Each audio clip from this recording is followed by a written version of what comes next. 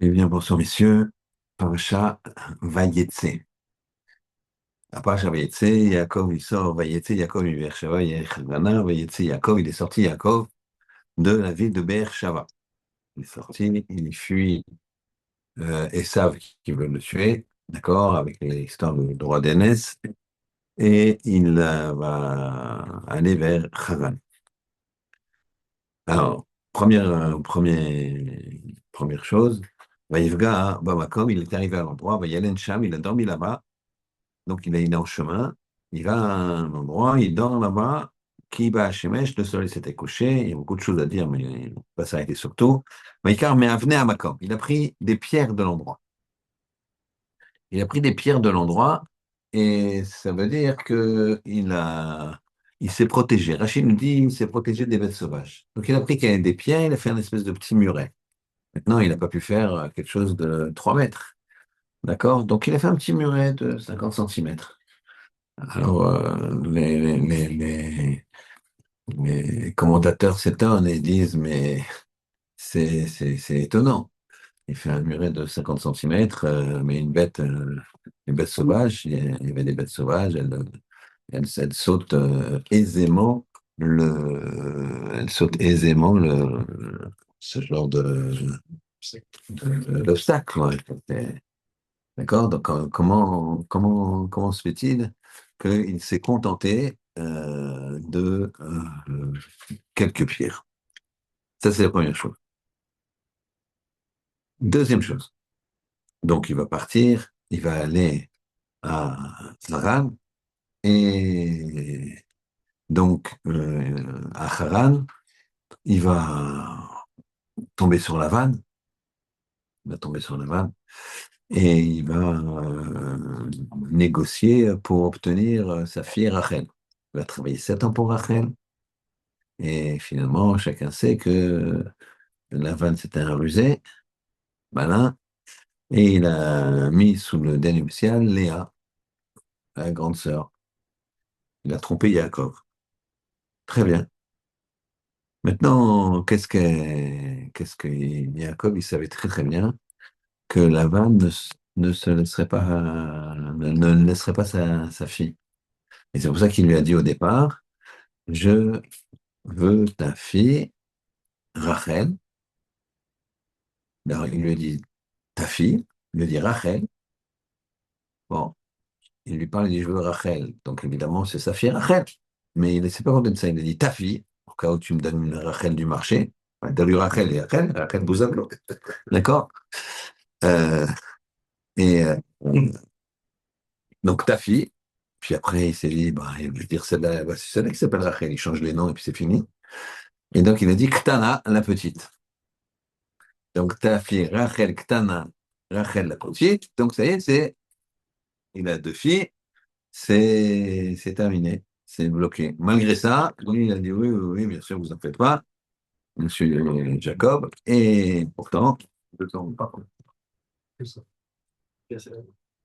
il a donné Léa. Donc, Jacob a, malgré toutes les précautions, et surtout la précaution de quoi, chacun sait que il a, il a, il a dit à Rachel, je vais, euh, je vais te donner des simanim. Je vais te donner des signes qui vont montrer que tu es des signes qui vont montrer que quoi? Que tu es bien celle qui est sous le dénuptial, parce que vous avez compris qu'elles étaient voilées opaques, d'accord? Donc ils ne savaient pas, ils ne pouvaient pas reconnaître qui c'était sous le, le voile. Et donc, il a dit, je vais te donner des signes, je vais poser je vais te donner des signes, et si tu me réponds, bah, c'est toi. Si la jeune fille qui est dessous le voile, elle me répond, bah, c'est toi. Si elle ne me répond pas, bah, je lève le voile, je dis, c'est quoi ça? C'est pas la reine. Et j'y vais pas. Et voilà que effectivement, la veille des noces, Lavan dit à Rachel, c'est pas toi qui te prépare, c'est ta sœur Léa. Et là, elle est complètement paniquée, Rachel, elle se dit, elle va se faire humilier. Et donc là, qu'est-ce qu'elle fait? Elle veut pas que sa sœur se fasse humilier, donc elle va lui donner les simonies. Très bien. Elle va lui donner les simanim, les signes distinctifs d'identité que Yaakov va demander sous la roupa pour être sûr. Évidemment, de façon fine, quoi.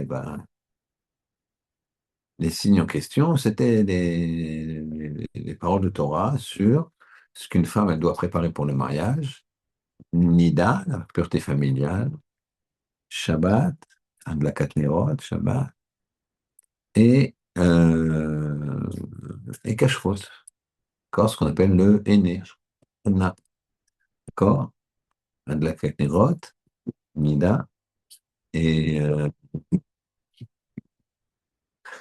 et Shabbat, Shabbat et Kashrut, d'accord? Très bien. Le Midrash raconte, Midrash Eicha raconte que quand le temple allait être détruit, Hachem il a dit, bon, maintenant je vous laisse. Il a parlé à Abraham, Yitzhak, Yaakov, Moshe, tous les tzadikim qui étaient là-haut. Il leur dit, venez intercéder pour que un jour les enfants du Israël y reviennent. Ils reviennent sur leur terre. Et finalement, c'est Rachel qui va revenir, qui va avoir l'argument. Et on va essayer de savoir pourquoi. On expliquera en détail, mais comme à notre habitude, on pose d'abord les questions. Donc ici, on a cette question-là. Troisième question, Léa, elle va avoir des enfants. Reuven, Shimon, Lévi. Quand elle va avoir Lévi, elle va dire pourquoi elle l'appelait Lévi. Elle dit enfin, mon mari, il va m'accompagner. Lévi, c'est comme Lévaïa. Lévaïa, c'est pas forcément une Lévaïa. En général, quand on dit une Lévaïa, c'est un enterrement.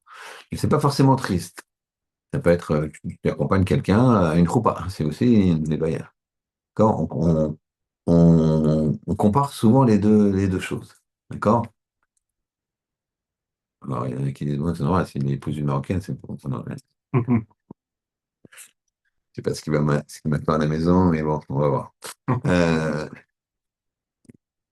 Lo Aleinu, Chas v'Shalom. Je remercie le ciel d'avoir une épouse comme j'ai. D'accord? Et elle n'est pas connectée encore. Euh, donc, elle dit, enfin, mon mari va m'accompagner. Pourquoi? C'est pour ça qu'elle appelle Lévi. Lévi, des vaillants. Très étonnant. Quel rapport? Très bien.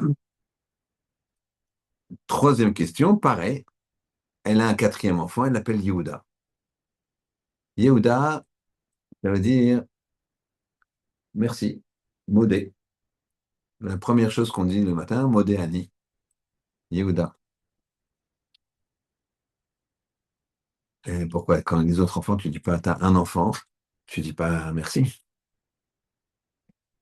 Les gens, des fois, ils ont un problème pour avoir des enfants, ils n'arrivent pas à avoir des enfants. Quand ils ont un enfant, c'est extraordinaire. Pourquoi elle attend le troisième pour dire merci? C'est étonnant. Le troisième pour dire merci. Le quatrième, pardon. Le troisième, elle dit, mon mari va m'accompagner. Le quatrième, elle dit merci. Elle dit merci pour le premier. Très bien. Donc, je reprends les questions. Première question, comment ça se fait? Yaakov, qu'est-ce qu'il fait? Yaakov, il met juste des petites pierres, d'accord? Il met des petites pierres pour faire un petit muret, quoi, pour se protéger. Fais rien, quoi. Et pour les bêtes sauvages, fais rien. Les serpents, ils vont monter le mur, ils vont descendre. Et les lions, ils vont sauter. Il a fait un mur, je sais pas, de 40 centimètres. Il n'avait pas creusé quelque chose il va dormir, c'est étonnant. Deuxièmement, Rachel, elle a, elle a donné les simanim, d'accord? Et mais je vais pas été jusqu'au bout de la question, je vais la reposer. elle a donné les simanim, et plus tard, quand Rachel demandera à Léa, qui a déjà eu plusieurs enfants, de lui donner le jasmin, qu'on appelle les doudaïm, c'est du jasmin, nous dit Rachel, qui ont comment dirais-je, des vertus fertilisantes. Léa va lui dire, tu m'as déjà pris mon mari. Ça ne te suffit pas d'avoir pris mon mari, tu veux aussi les jasmins de mon fils. Mais on vient de dire que Léa, elle a dit, elle est modée, elle a le sens du remerciement. Peut-être, on a posé la question pourquoi un peu tard, mais en tout cas, elle a le sens du remerciement. Et donc, quand tu lui dis, elle t'a pris mon mari, mais elle t'a fait passer devant, elle t'a donné le simanim. Comprenez la question? C'est une question incroyable. Et on parle de Léa, on parle pas de quelqu'un de, pas de, c'est des grandes, grandes, grandes, grandes dames qu'on ne peut même pas imaginer tellement elles sont.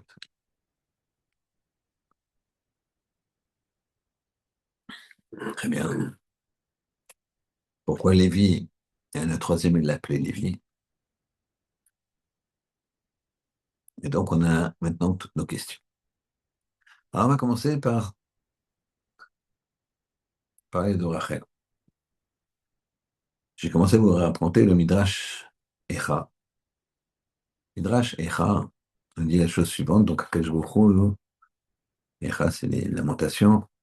Il a dit à Abraham, bon, viens plaider un peu la cause du clan d'Israël, pour savoir si je les ramènerai un jour ou pas.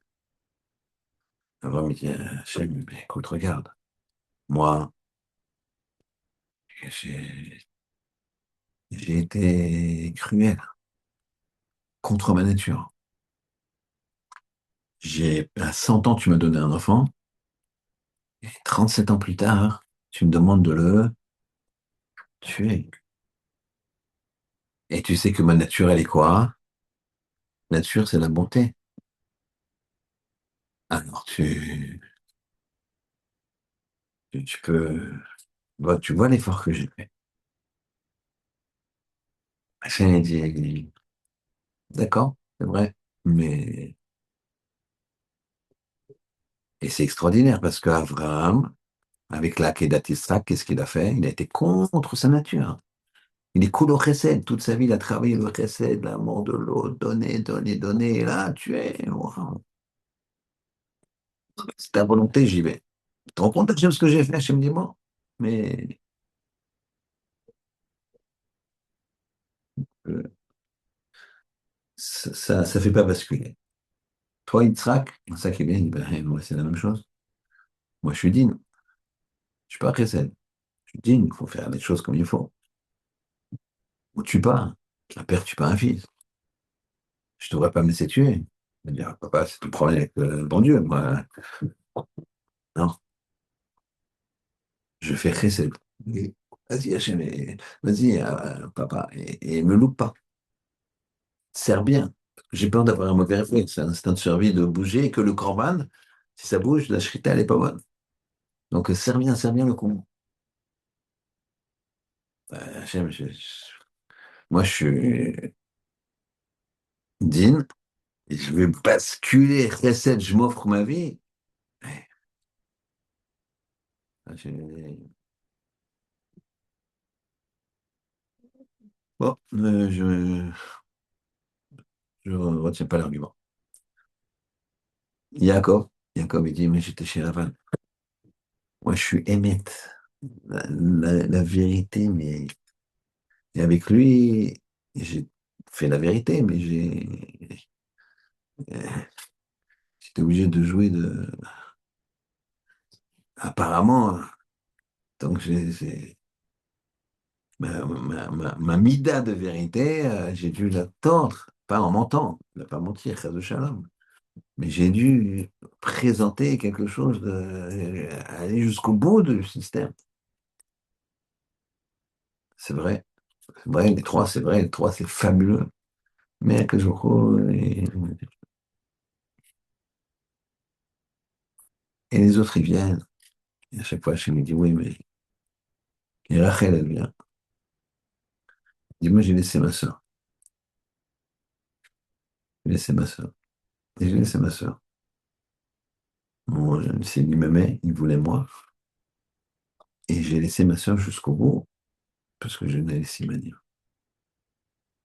Que je reconnais, grâce à toi, tes enfants, mes enfants, ils reviendront sur leur terre un jour. C'est pour la sroute de Rachel. C'est quelle sroute? Qu'est-ce qu'elle a fait? Il faut comprendre, Rabotai, que les Imaot, elles avaient une prophétie. Il y a marqué que Rachel, la Torah, elle témoigne que Rachel était Akara. Elle était stérile. Elle n'avait pas de matrice. Pas de matrice.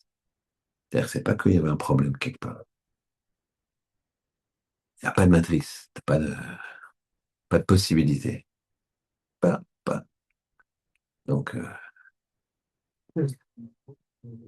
c'est pas elle.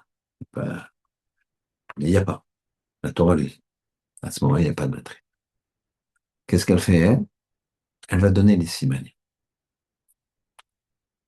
Mais on a demandé, comment ça se fait que plus tard, Léa, elle va lui dire, attends, tu vas voler mon mari? Tu peux pas dire ça. Toi qui fais Akara Tato, Yehuda. Pourquoi Yehuda? Parce que Vadaï qu'elle remerciait dès qu'elle a eu Réhouven le premier, Shimon le deuxième, le troisième, Lévi. C'était qui Lévi? Lévaïa. Mon mari il va m'accompagner. Pourquoi? Parce que elle savait par Roi Kodesh qu'il y aurait 12 tribus, 12 fils. Il y a quatre femmes. Rachel, Léa et leurs servantes. Donc 12 divisé par 4, 3. Chacune doit avoir 3. Elle, quand elle a le troisième, elle sait qu'elle a sa part. Donc mon mari, j'ai fait mon job.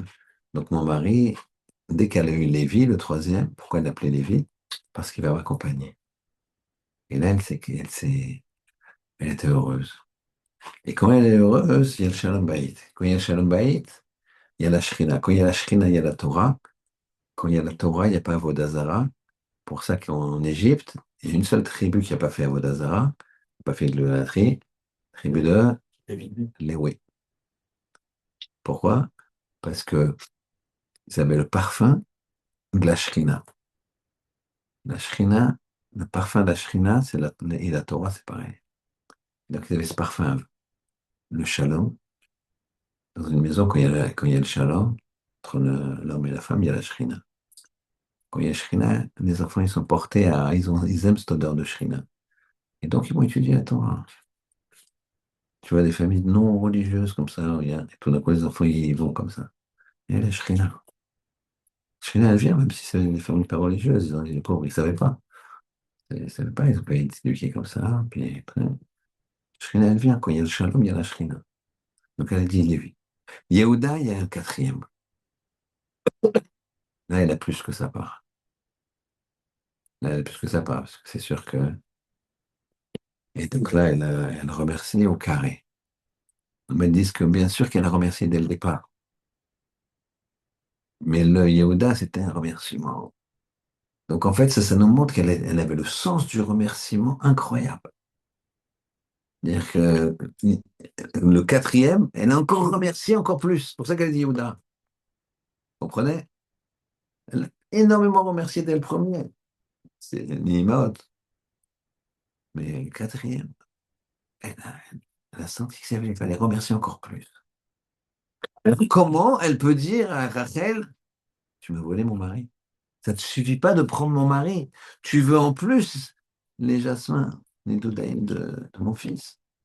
Quoi cette histoire? C'est quoi ça? Comment elle peut être manquée d'Akaratatov? Puisqu'elle a tellement la notion d'Akaratatov, de reconnaissance du bien que l'autre lui fait. Alors ici,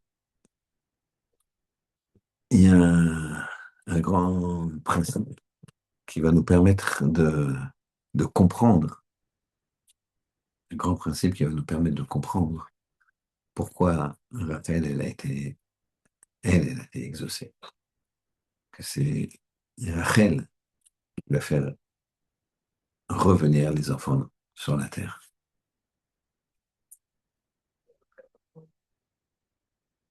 Rachel a pris des risques énormes. Des risques énormes. C'est quoi ces risques? C'est que il y avait Yaakov et Esav. On disait que Lavan, il avait deux filles. Une irait chez Yaakov, une irait chez Esav. D'ailleurs, on disait que le Midrash nous dit que Léa, elle avait les yeux un peu tristes parce qu'elle s'est dit, moi je suis la grande, je vais aller chez l'aîné. Et l'aîné, Esav se revendiquait l'aîné. Donc Léa, Esav, Rachel, Yaakov. Donc elle était triste. Maintenant, quand Rachel elle va donner les simanim à Léa, c'est-à-dire que non seulement elle cède sa place, mais elle prend un risque vis-à-vis des Sables. C'est la femme d'un rachat. Elle donne les tribus, elle les donne à sa sœur. Elle fait, vas-y, fais des enfants, toi. Maintenant, regardez le principe. Elle, normalement, il n'y a pas d'enfant possible.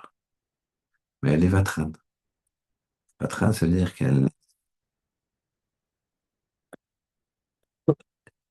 pardonne, elle, elle laisse couler, elle ne bloque pas. Parce qu'on a juste un truc, ça, jamais je pardonnerai. C'est pas nous, ça, c'est ils savent. Ils savent, c'est comme ça. C'est comme ça. Je connais quelqu'un qui est jeune chiot, qui a une assez belle carrière dans certains milieux, et il a une très, très grosse société, et il a un directeur.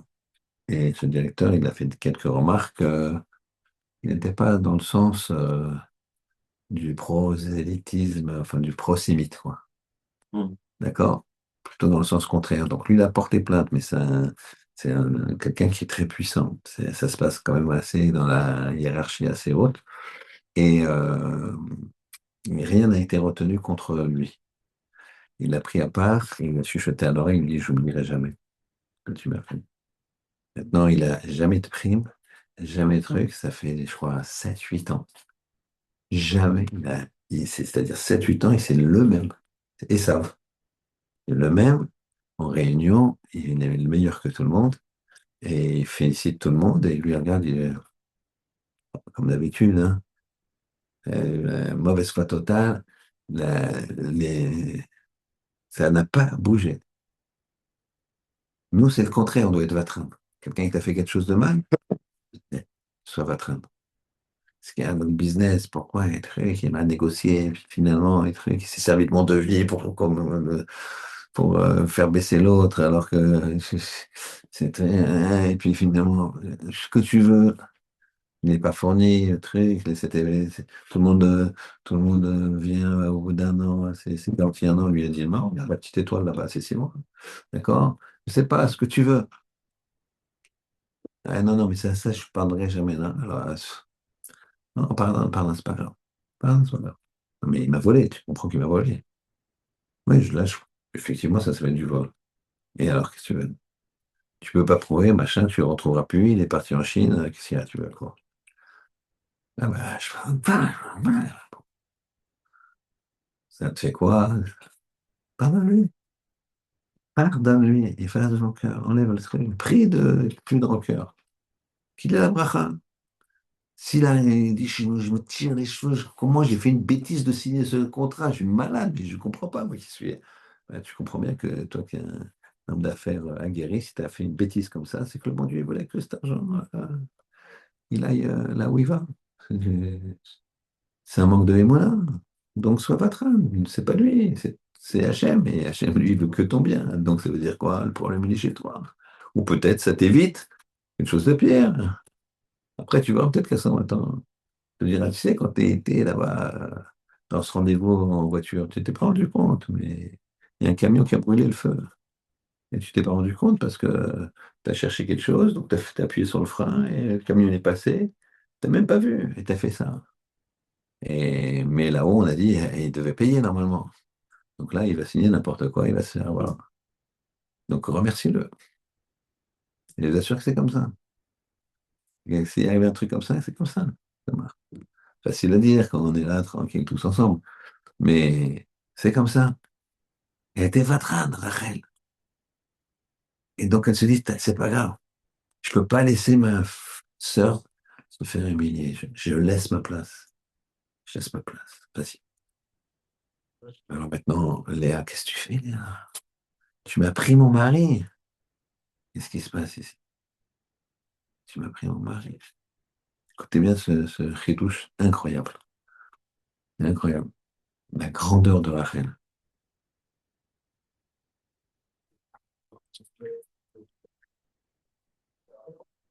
Ah, Rachel,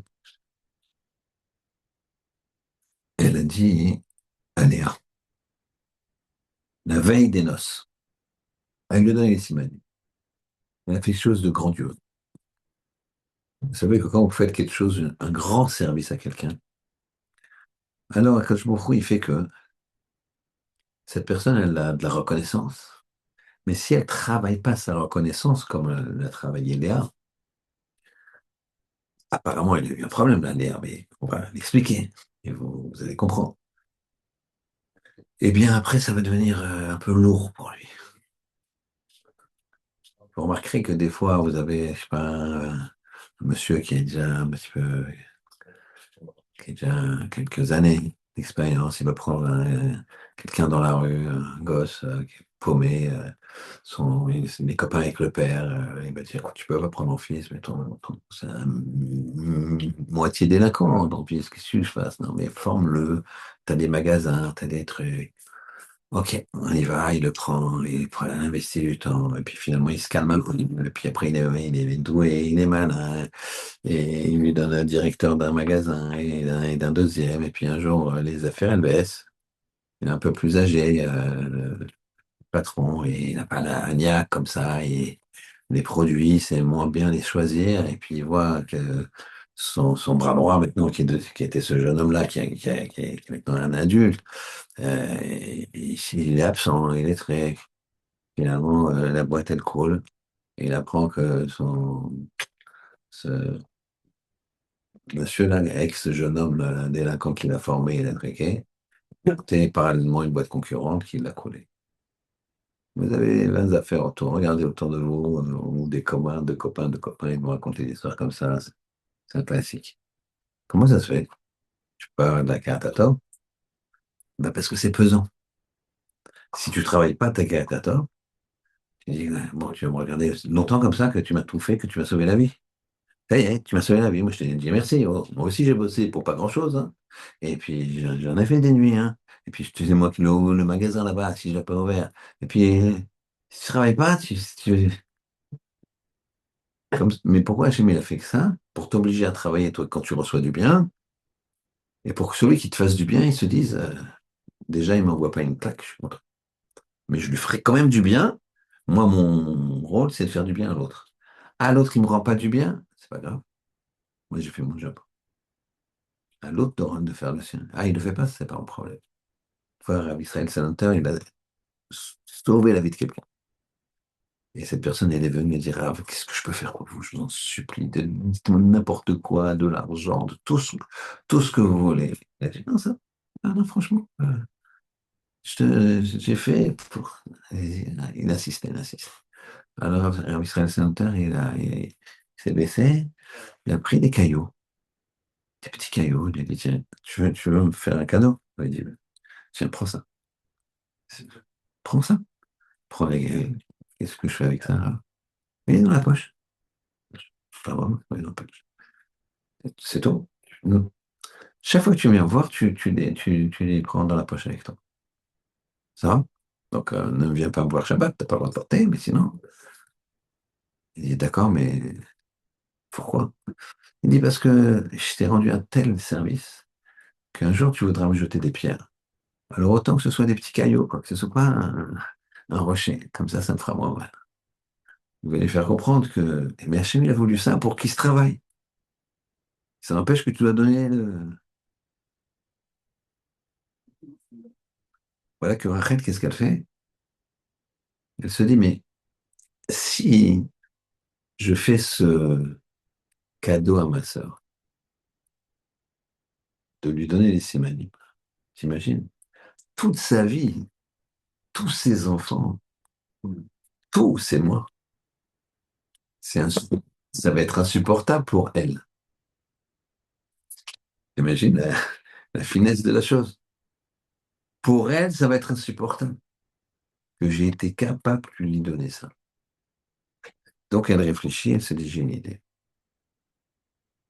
Et elle s'est débrouillée pour lui donner les Simanim sans lui dire que c'était les Simanim. Et elle a dit comme ça. Elle dit, tu sais, moi je parle beaucoup à Yaakov. Bon, c'est toi qui rentres sous la choupa, papa il veut pas, il met nos blocs. Si tu veux que je te dise, rien fait. Mais bon, pour que tu sois bien avec Yaakov, que je le connais bien, parce qu'il parlait beaucoup. Il lui dit, tu sais, lui, il aime bien parler halakha. Et donc, par exemple, tu vois, sur Nida, il commence à lui faire. Elle lui balance les simanim. Elle lui balance le signe. Après, sur la Adlakat Nerot, Shabbat, après Kashrut, elle lui fait un grand cours comme ça, dans lequel sont noyés les simanim. Bon, elle dit merci, ma sœur, c'est gentil. Arrivé sous la choupa, effectivement, Yaakov, déjà, il attaque les questions. Il attaque les... Et elle était très étonnée, Léa. Elle se dit, bon, mais maintenant, il pose la question, je réponds.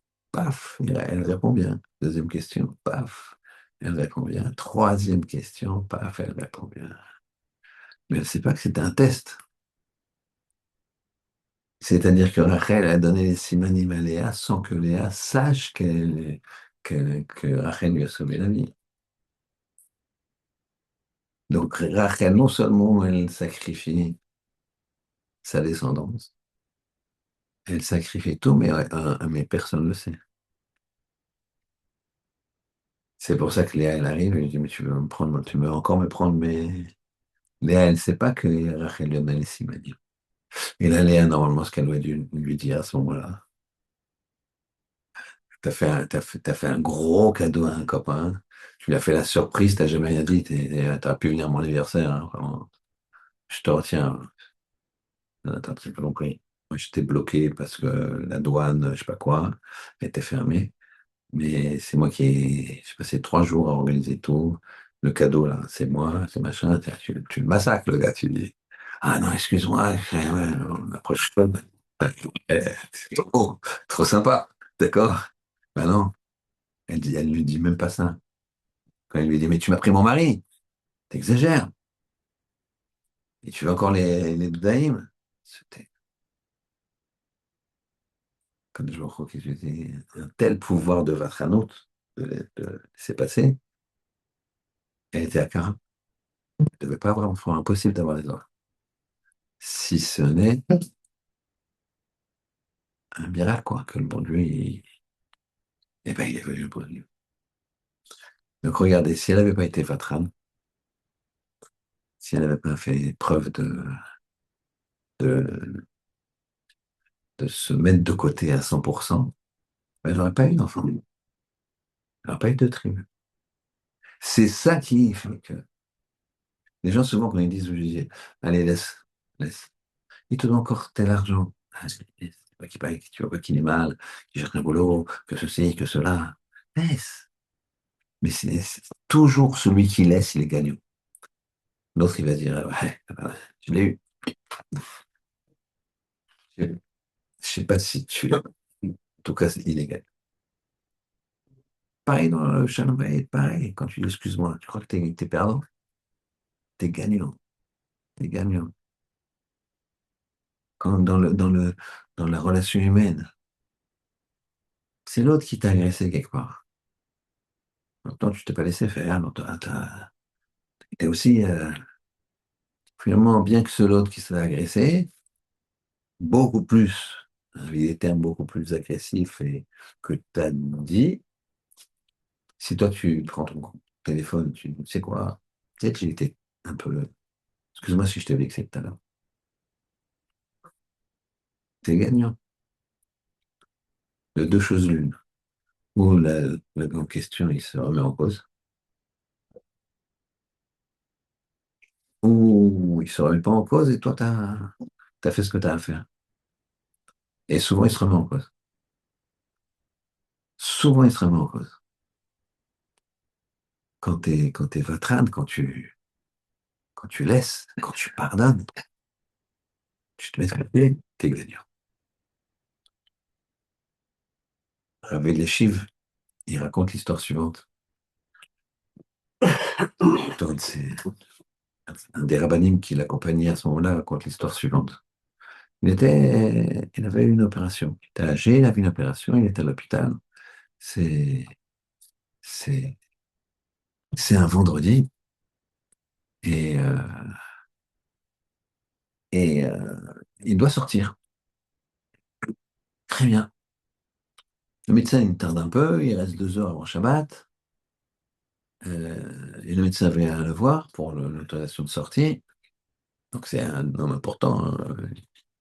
C'est un grand professeur qui était venu exprès des États-Unis et qui avait des rendez-vous.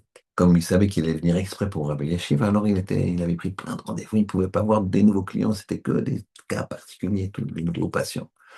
Et donc voilà que il arrive un peu en retard comme ça. Et évidemment, Rabbi Yeshiva dit rien. Ils attendent, il doit sortir. Il regarde et il dit, je préférais que, il y a quelques petits trucs, je préférais que vous reposiez encore Shabbat. Dimanche, parce qu'on dit ça en Eretz, c'est dimanche, comme vous savez, c'est pas le jour férié. Le jour férié, c'est le samedi. D'accord? Euh, donc, Yom Rishon, dans l'après-midi, je reviens. Logiquement, ça fait encore 48 heures de repos ici, sous contrôle, machin, et donc, c'est la grande panique parce que on est à très peu de temps avant Shabbat, il faut organiser un minyan. Bon, c'est avec les chiffres, certes, mais il faut venir un Sefer Torah, etc. Donc, il faut organiser la nourriture, il faut tout ça. Et puis, finalement, ils arrivent à organiser très rapidement. Mais un truc qu'ils n'ont pas prévu, c'est qu'ils n'ont pas de bal koré, ils n'ont pas de personne qui va lire la paracha. Ah, ça, c'est quand même Gadol Hador, il n'y a personne qui peut lire la paracha. Ils vont dans les chambres. Les gens qui accompagnent Rabbi Yeshiv vont dans les chambres de malades, voir s'il y en a qui sont sur pied et qui peuvent lire. Et là, il y avait un enfant de 16 ans. Et au chevet de sa mère, qui est très mal en point et qui est très très inquiet comme ça. Bon, les médecins ont dit, nous, on ne sait pas tellement faire. Et il, euh, il lui demande, tu peux lire la paracha? Ah oui, bien sûr, c'est paracha Yitro, c'est paracha Mamer Mitzvah. Et donc, ils s'en foutent comme ils se rendent compte que tu vas lire pour Rav Eliashib. Tu vas lui rendre aussi la tour de Rav Eliashib. Donc, ils sont là autour du lit de Rav Eliashib. Bref, il a dû se lever, etc. Et, et avec une voix, et sa mère étant pas dans une très bonne situation, il y a de l'émotion et tout. Et Rav Eliashib lui-même, il attrape et il lui dit il lui dit, comment ça se fait que tu es là? Il dit, non, non. Il dit, mais qu'est-ce qu'elle a? C'est un service où ils ont tous plus ou moins la même chose. Et là, ça, il sait, mais c'est comme moi. Pourquoi il y a une grande spécialiste? Quand il revient, on voit, c'est quoi le numéro de ta chambre? Il pouvait pas prendre, il était bloqué de tous les trucs. Et puis, c'était beaucoup d'argent. Il venait pour avoir des chiffres, les Américains, les gens, ils avaient.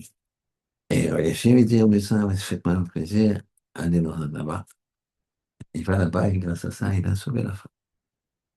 Il a pris l'enfant, il lui a dit, dis-moi. Après, il m'a fait venir chez lui.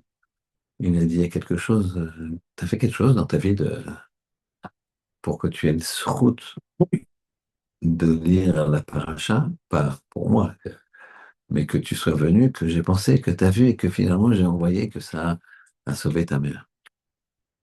Il a dit, peut-être. Mais quoi? J'étais bar mitzvah dans telle chose. On réserve, il y a un gabaï, le shamash. On arrête ce gabaï d'une choule, c'est valorisant. Un shamash, on va dire le shamash. Ici, ça fait un peu d'accord? Tu vois ce que je veux dire? Et, mais gabaï d'une choule en Ashkenaz, chez les Ashkenaz, le gabaï, il décide, quoi. C'est un monsieur, quoi. Tu fais pas ce que tu veux. Même le rab, il dit, regarde le gabaï, tu veux monter, écoute, moi je m'occupe pas de ça, regarde le gabaï. Et là, il y avait deux gabaïm, et il s'est passé un quiproquo, que normalement ils ont une bonne communication, et que là, deux familles ont réservé la choule pour Parachat Yitro. Arrive Parachat Yitro, 24 heures avant, ça se découvre. À la tefila du matin, oui, alors pour le qui-douche demain, ben non, mais c'est monsieur Intel, le qui-douche demain, c'est la maison de son fils. Ben, pas du tout, c'est même la maison. Mais j'ai dit, à qui t'as dit? À Shimon. Shimon, gabaye numéro un. Ah bah oui, c'est un monsieur. Mais non, mais moi, tu m'as jamais dit. Moi, c'est l'autre famille. Ils savent pas, c'est des familles qui se respectent l'une et l'autre, quoi. Donc, ils savent pas quoi faire. Et là, spontanément, raconte l'enfant de 16 ans, j'ai vu que la famille en face était très, très contrariée. Mes parents, peut-être un peu moins. Et le bar mitzvah, en face, il ne voulait rien savoir. Mes copains, ils sont dans cette choule. Terek, je dis, vous savez quoi? Papa, c'est pas grave, on va faire ça. Viens, on fait ça dans une autre choule, vite. Et on est vendredi matin. Qu'est-ce que, le même cadre, vendredi matin, rapidité, etc. Alors, je me dis, mais tu vois, tu as été vatran, là. T'as laissé, t'as lâché. Eh ben, la lecture de la paracha que tu as faite, que tu n'as pas fait là-bas, tu l'as fait avec moi. Comme tu l'as fait avec moi, moi je t'ai envoyé le médecin pour ta mère. Ça ouvre les portes du ciel. Jamais de rancune. Jamais avoir de rancune. Voilà, la rancune, c'est un manque d'émouna. Ça veut dire que c'est l'autre qui te cause un problème. C'est pas l'autre qui te cause un problème. C'est des situations, c'est Akadosh Baruch Hu qui te les envoie. C'est pas. Et donc Rachel, ça lui a permis elle. Elle était à Cara, pas de moyens, fermé. C'est pas que c'est fermé, il n'y a pas, il n'y a même pas fermé, il n'y a pas. Il n'y a pas, il y a pas. Ah, tu travailles tellement sur toi, tu pardonnes tellement à ceux qui t'ont blessé, tu pardonnes. C'est ça souvent. Ça, c'est le grand principe. On a dit que Yaakov, il a mis juste des petites pierres. Il ne pouvait pas faire un mur. Comment il se protège contre les bêtes sauvages? Je mets un petit mur. Mais ça sert à rien. Yaakov, il dit, Ribono Shel Olam, moi, je ne peux pas me protéger, je sais pas les moyens. S'il n'est pas maçon, il n'est pas, il n'a pas ce qu'il faut pour faire une maison. Donc, je fais un geste, mais un geste symbolique. Je dis juste, c'est toi qui protèges. Et qu'est-ce qu'il fait? Il s'endort. Il s'endort. Une telle émouna qui s'endort. J'ai fait mon job, j'ai mis mes pierres, j'ai plus de pierres, je ne peux plus aller plus haut. Bon, ben, ça y est, quoi. J'ai fait ce qu'il fallait. Il y a un grand roi qui s'appelait Hiskiyahu Amelech. Hiskiyahu Amelech, il a été encerclé par Sanherib. Sanherib, c'était le roi de Babylonie avant Nabucodonosor. Nebuchadnezzar. Et Sancherib, il a, il a amené des 1,5 million d'hommes. Je crois que c'était 1,8 million hommes. Et quand il a encerclé Yerushalem, avec un grand mépris, il a dit, si je dis à tous mes hommes de cracher, elle est noyée la ville. Donc là, c'est la nuit.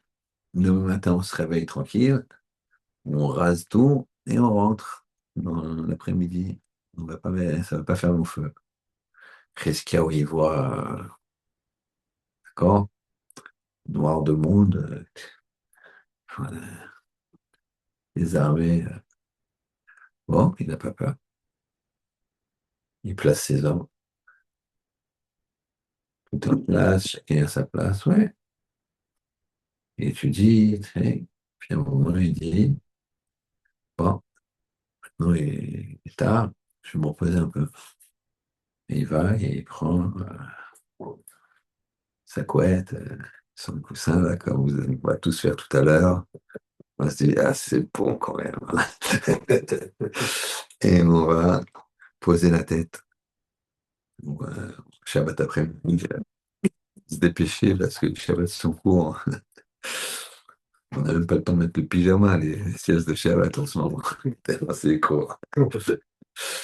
Et, euh, et il dort. Tu dors. Tu as des barbares. Tu as 1,8 million barbares devant toi. Et tu dors. Il dort. Il a les mots avec le Baruch. Et qu'est-ce qui se passe? Le Baruch Hu,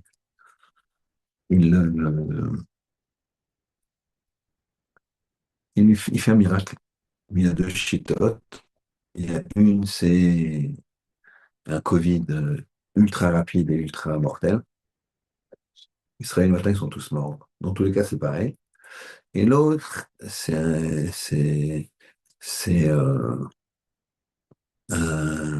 Akadosh Baruch Hu fait un bruit de guerre, de combat.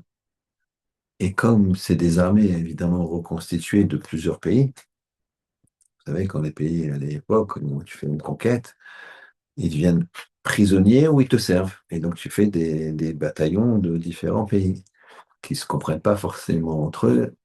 Malheureusement, on voit qu'il y a des tiers amis, ça s'appelle, des fois, même de nos jours.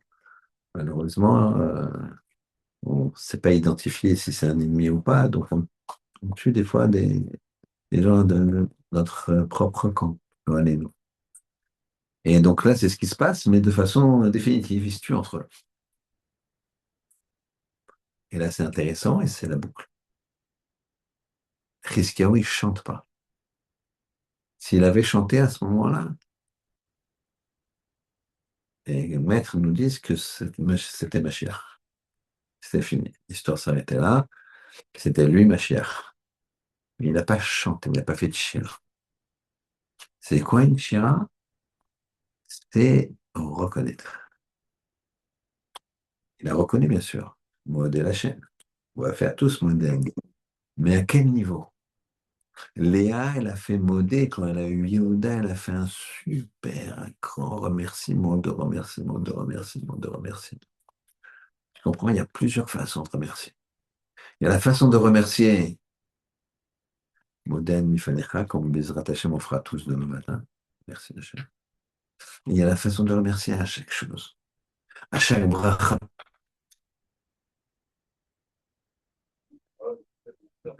Il y a toute vache, je crois que c'est lui, Yonatan Yemeshitz, il me semble que c'est lui qui dit ça. En tout cas, hein, il parle comme ça. C'est lui ou un autre. Et le mettre en question, il dit que quand tu fais la bracha pour Keach Ivrim, alors tu dois fermer les yeux. Pour Keach Ivrim, c'est ce qu'on fait tous les matins. Baruch atah Hashem Elokeinu Melech pour Keach Ivrim. Le sens de bénédiction Hachem, maître du monde, notre Dieu, maître du monde. D'accord? Roi du monde plutôt même. Melech. Pokéa Rivrim qui ouvre Pokéa Rivrim, sous-entendu les yeux des aveugles. Et il dit qu'il faut fermer les yeux quand tu fais le bracha, Baruch, Ata Hashem, Elokeinu, Melech, Olam, Pokéa Rivrim. t'ouvres les yeux. Et tu te rends compte de la différence entre l'obscurité et quand tu ouvres, tu as tout d'un coup des, comment dirais-je, des reliefs, des couleurs, des détails, des lumières. Et tu vas dire merci Hachem que je vois. Merci Hachem que j'entends. Merci Hachem que je respire. Merci Hachem que le cœur il bat comme en rythme, il faut. Merci Hachem que les intestins ils font leur job. Merci Hachem que le système digestif. Merci Hachem. Tu peux aller loin comme ça, rien que sur le corps humain. Il y a plusieurs façons de dire merci. Il y a Poker Ribrim, en se garant, parce que tu es en plein choule. T'as Poker Ribrim en fermant les yeux, donc si tu es en voiture, ferme pas les yeux, d'accord? Faut pas faire ça, d'accord? On fait pas des brachot en voiture, on les fait tranquillement assis. Sfaradim, vous les faites à la maison de toute façon. Ashkenazim, on a un Yetzer Hara de faire un peu en marchant un petit peu quand parce que nous, on a l'habitude de les faire à la chaude. D'accord? Les Sfaradim, vous faites à la maison. Donc, en tout cas, il y a plusieurs niveaux de Hakarat Hatov. Léa, elle a une Hakarat Hatov incroyable. Elle a compris le quatrième enfant, elle dit Yehuda. Mais déjà, le premier, elle avait une énorme Hakarat Hatov. Mais elle a su encore trouver, trouver, trouver. Pas blader. Pas ouais. Pas du tout. Nous, on se réveille tous les matins, on dit Modé Alifanecha. Bon, mais une fois sur deux, on l'oublie. Une fois sur deux, tu l'avales. Une fois sur deux, tu te demandes si tu l'as dit ou si tu l'as pas dit, etc. Tous les matins, chaque fois, c'est un modé avec une reconnaissance plus importante, le rapprochement avec Hachem. Et ça, c'est quoi? Ça t'amène quoi? La émouna. La émouna et le remerciement, ils sont liés, puisque quand tu remercies, ça veut dire tout vient de lui. Tout vient de lui, donc la émouna, elle se renforce. La émouna, elle se renforce, donc tout vient de lui. Ah, puisque tout vient de lui, je le remercie. Ah, puisque je le remercie, la émouna, elle se renforce. Et donc, c'est un cercle, on ne va pas dire vicieux parce que c'est pas le cas, pardon, vertueux, un cercle vertueux, voilà. C'est le cercle vertueux. Euh, C'est ça le principe. Donc, c'est ça le rapport de toute cette paracha ici, entre le début de la paracha Yaakov, la Emouna, il est là, il fait son petit quatre pierres là, il y a que je crois, un homme du Vado, moi j'ai fait mon job, j'ai rien d'autre sous la main, maintenant, c'est toi, hein. Et il fait un bon sommeil. Parce que lui, c'est pas comme nous, c'est pas qu'il n'a pas dormi depuis 15 heures ou 16 heures, je sais pas combien d'heures. Lui, il n'a pas dormi depuis 14 ans. D'accord? 14 ans, lui, qu'est-ce qu'il a fait? Il a étudié chez Shemever. D'accord? Pour ça, c'est marqué. Il a dormi là-bas. Yalen Sham. Il a dormi là-bas. Pourquoi du Sham? Ben, évidemment, il est arrivé à un endroit, il a dormi là-bas. Ben, oui. Je suis arrivé à l'hôtel Majestic, d'accord? Calme, c'est quand même passé mal, c'est quand même mieux que je ne pas, d'accord? Euh, et j'ai dormi à Cannes. Oui, ben oui, on sait que l'hôtel il est là-bas, enfin je comprends pas. Pourquoi? Bon, allez, il est arrivé là-bas, il a dormi là-bas. Ah oui, il est arrivé là-bas, il a dormi. Pourquoi il a dormi là-bas? Parce que là-bas, il a dormi. Mais avant, il n'avait pas dormi. Donc, c'est ça la bataille. Nous, on doit travailler le remerciement. C'est pas si difficile. Quand tu es en bonne santé, c'est pas si difficile. C'est même très facile. Une fois, on finit avec ça, hein. J'avais fait un show sur la simcha. Dans une choule. Choule, je connaissais pas les gens. Logiquement, ils me connaissaient pas, mais je sais pas pourquoi ils m'ont demandé de parler. J'ai parlé. Je fais sur la simcha. Pour un Ashkenaz, c'est pas mal. Et, j'ai- et à la fin, quelqu'un est venu me voir Et quand rien ne va, comment peut être sa mère? Ce qui est, ceux qui doivent avoir sans doute des problèmes. Vous savez, moi, les conseillers ne sont pas les meilleurs, mais et puis lui-même, il se confie. Là, sincèrement, il me dit, ouais, voilà, moi, je divorce. Ma société marche pas et en plus, j'ai un contre fiscal. Et dans le divorce, ça se passe pas bien. J'ai deux filles. Ma femme est en train de monter contre moi. Voilà. Alors, sur quoi je suis sa mère? Alors, moi, je ne sais pas quoi dire. Je voulais essayer de l'encourager, de trouver quelque chose, mais c'est quelqu'un que tu connais pas, etc. Ce qu'il y a, c'est que c'était un gars qui était bien costaud, mince comme ça, calmé, sportif comme ça. Euh, Sportif, c'est pas une insulte, hein, d'accord? À une époque, c'était une insulte, maintenant c'est une qualité, mais bon, ça dépend si. Faut pas mettre son cerveau ici quand même. Et, euh, et je disais, votre santé, ça va? Il me dit, ah, ça, c'est la seule chose. Elle dit comme ça un petit peu, seule chose qui est parfaite. Ah, la seule chose. Alors, c'était un Shabbat. Je lui ai dit, vous savez que vous faites quoi demain? Il me dit, pourquoi? Peut-être j'ai une heure, on va aller à Garches. Là-bas, c'est les accidentés de la route. On va se prendre un siège, on va s'installer discrètement, bien sûr, hein, à l'entrée des urgences. D'accord? Et peut-être on va regarder ce qui se passe. Regarder les gens qui arrivent.